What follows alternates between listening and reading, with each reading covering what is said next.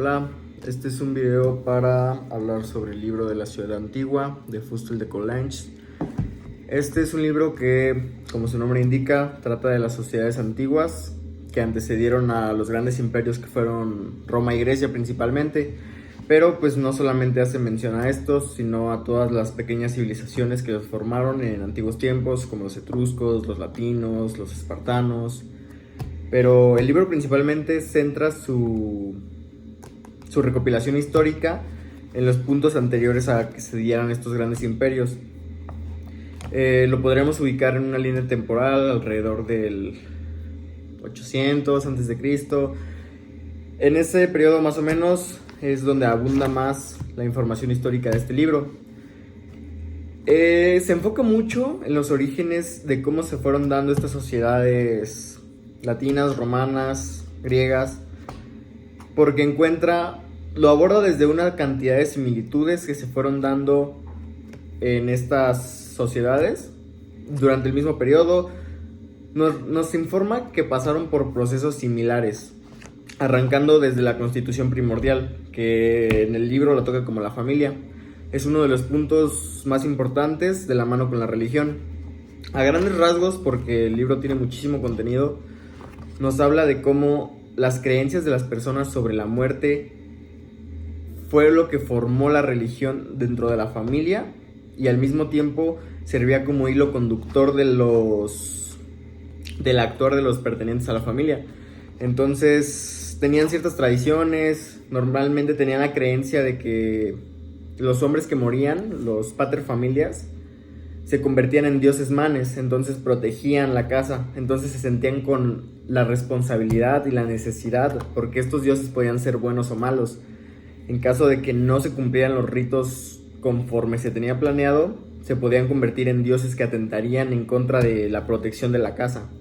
Entonces, toda la forma de vida se iba basada en honrar a estos dioses manes y de la misma forma conseguir ellos mantener el estado de su familia para que en el momento en el que ellos mueran y se conviertan igualmente en dioses manes puedan seguir con este tributo. Entonces, estos son los principios básicos en los que arranca el libro. A partir de esta conformación de la familia, por así decirlo, hace mención a muchísimas cosas como la emancipación, la adopción. Entonces no habla necesariamente de una familia consanguínea. Habían ciertas limitaciones para los integrantes no consanguíneos, pero no era no era un poder absoluto en el que no pudieran ingresar personas ajenas a la familia. Únicamente para los ritos específicos sí se necesitaba ser de la familia o realizar ciertos procesos para ingresar a ella. Igual durante el libro nos menciona similitudes entre tributos que se daban en ese momento o costumbres que aún se siguen manteniendo en la sociedad actual. Algún pequeño ejemplo es cuando en los matrimonios, en la primera noche después de la boda, el hombre entra a la casa cargando de la mujer, de su nueva esposa. Y esto trasciende desde esos tiempos en el sentido de que una persona ajena a la familia no podía ingresar al tribuno familiar sin antes haberse dado un rito. Por esto entraba el hombre cargando a la mujer. Entonces habla mucho de este tipo de costumbres que se siguen manteniendo, que muchas de las personas, incluyéndome, no tenemos conocimiento de que trascienden de estos momentos. El libro, después de llevarnos un poquito sobre cómo era la sociedad antigua, sobre sus creencias y la religión, que es lo más importante, lo que los hacía convivir, nos empieza a mencionar ya en una línea de tiempo lo que fue sucediendo hasta formar una ciudad. Nos habla de cómo las pequeñas familias se fueron conjuntando y convirtiéndose en tribus, en curias, hasta llegar a una ciudad como tal. Si nos vamos a los ideales más bases de una familia romana, pues es complicado, porque nosotros suponemos que una familia solamente estaba constituida su religión en ellos. Entonces se veía como algo difícil el hecho de juntar familias con religiones distintas. Lo que se vio como solución a esto, o la forma de paz que lograron encontrar sin necesidad de meterse directamente en la religión de cada familia, fue encontrar ciertos dioses lares, que eran dioses que representaban a toda una comunidad. Entonces esto permitía que se sintieran más compinchados con las familias de al lado. Pero esto igual conllevaba ciertos tributos, porque no era únicamente enjaretar una religión y que todos la adoptaran. Vino acompañado de igual comidas como las que tenían en la familia, pero ahora estas dadas en grandes condiciones por la mayoría de paterfamilias, siempre siendo el pater el que estaba en representación de toda la familia. Entonces no era como tal toda la familia, pero el pater ya hacía la contabilidad como toda una familia.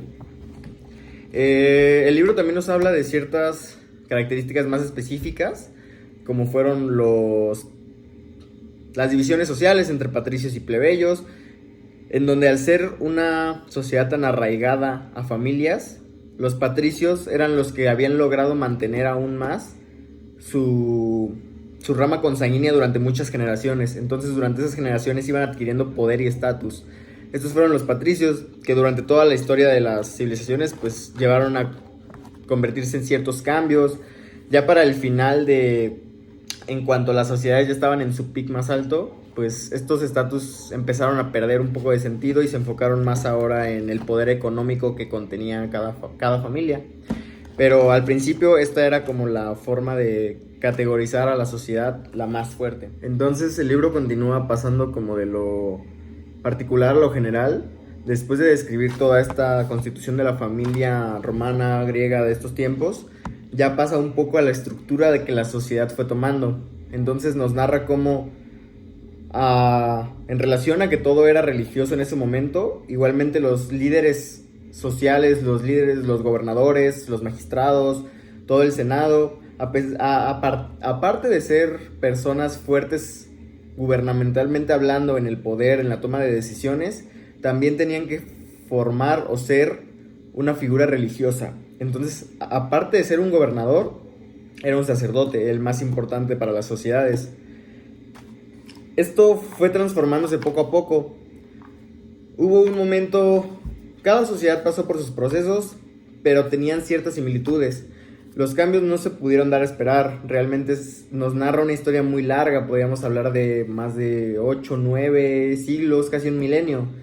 Entonces llega un punto en el que los plebeyos empezaron a adquirir más derechos, empezaron a hacer más corta la distinción entre plebeyos y patricios, hasta como lo que comento, que llegó el punto en el que comenzó a tomar más fuerza el poder económico que tenías a tu estatus como patricio o como plebeyo.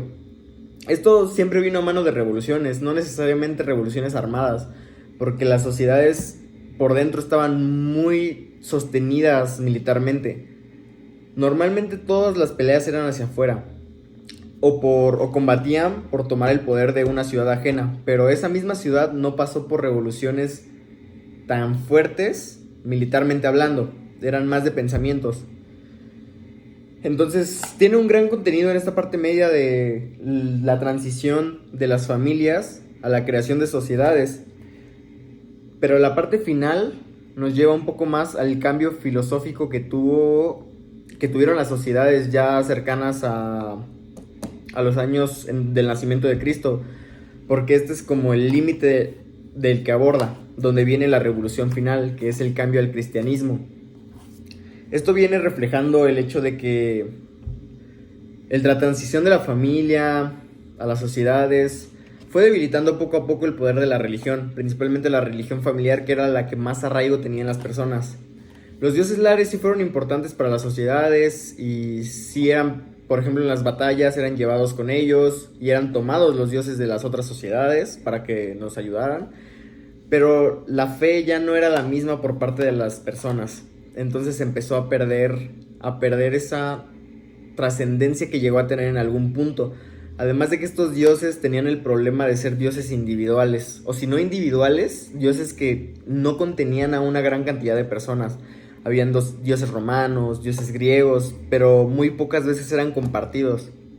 Es por esto que, ya llegando a la parte final del libro, nos habla de cómo el cristianismo llegó a hacer ese cambio radical en la forma en que el cristianismo era para todos.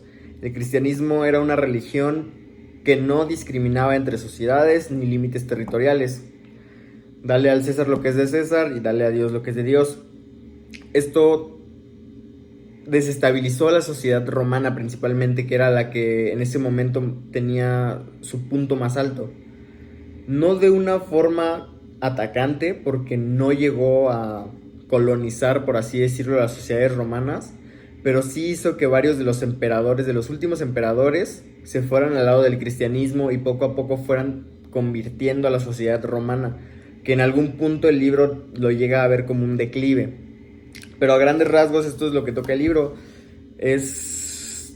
Cuenta con fuentes de información muy interesantes, historiadores muy profundos, que la cantidad de citas bibliográficas que tiene son muchísimas. Se ve que recopiló o tiene recopilaciones de muchos, como menciono, historiadores, muchos libros, muchas épocas. Entonces tiene la posibilidad de contrastar cierta información y en el mismo libro mencionar qué tanta certeza se tiene de esta información. Puede llegar a mencionar cierta información de personajes o de momentos de la historia, pero informa que no es tanta la certeza que se tiene, o que ciertos historiadores chocaban en esta idea de este punto específico. Entonces realmente es un libro que te acerca mucho a lo que tenemos más cercano a realidad de lo que fue el Imperio Romano y las ciudades antiguas. Es un gran libro